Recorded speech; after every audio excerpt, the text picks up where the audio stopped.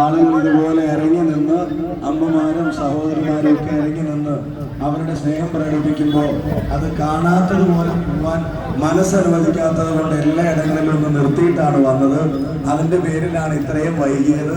നിങ്ങൾക്ക് പ്രയാസമുണ്ടായതിൽ ഞാൻ ക്ഷമ ചോദിക്കുന്നു. ഇവിടെ എത്താൻ വൈകിയാലും നമ്മുടെ കാര്യങ്ങളിൽ ഇടപെടാൻ അല്പം പോലും വൈകില്ല എന്ന വാക്കുകൂടെ ഞാൻ നൽകുകയാണ്.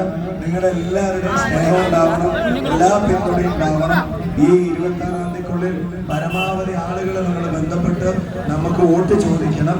എനിക്ക് വേണ്ടി വോട്ട് ചോദിച്ചതിന്റെ പേരിലോ ചെയ്തതിന്റെ പേരിലോ നിങ്ങൾ ആരുടെ മുന്നിലും തലകുനിച്ച് നിൽക്കുന്ന ഒരു സാഹചര്യം ഞാൻ ഉണ്ടാക്കില്ല എന്ന് കൂടെ പറയാൻ ഞാൻ ആഗ്രഹിക്കുകയാണ്. പിന്നെ ഒറ്റ കാര്യം മാത്രം പറയുന്നു, വ്യക്തിഹത്യ നടത്തിയിട്ട് തെരഞ്ഞെടുപ്പ് ജയിക്കാൻ വന്ന ഒരാളല്ല. വ്യക്തിഹത്യ നടത്തിയിട്ട് നമുക്ക് ജയിക്കുകയും വേണ്ട. നമുക്കുള്ളത് പറഞ്ഞു തന്നെ വോട്ട് ചോദിച്ചാൽ വോട്ട് കിട്ടാൻ ധാരാളം കാരണങ്ങളുള്ളപ്പോ ഇപ്പൊ ഒരു കാര്യം തന്നെ നോക്കുക, ഇത്ര മണിക്കൂർ കഴിഞ്ഞിട്ടും ഇവിടുന്ന് പോവാതെ നിങ്ങളൊക്കെ ഇവിടെ നിൽക്കുന്നുണ്ടെങ്കിൽ അതിനൊരു അർത്ഥമേ ഉള്ളൂ, ഈ തെരഞ്ഞെടുപ്പ് നമ്മൾ ജയിക്കും എന്നുള്ള കാര്യം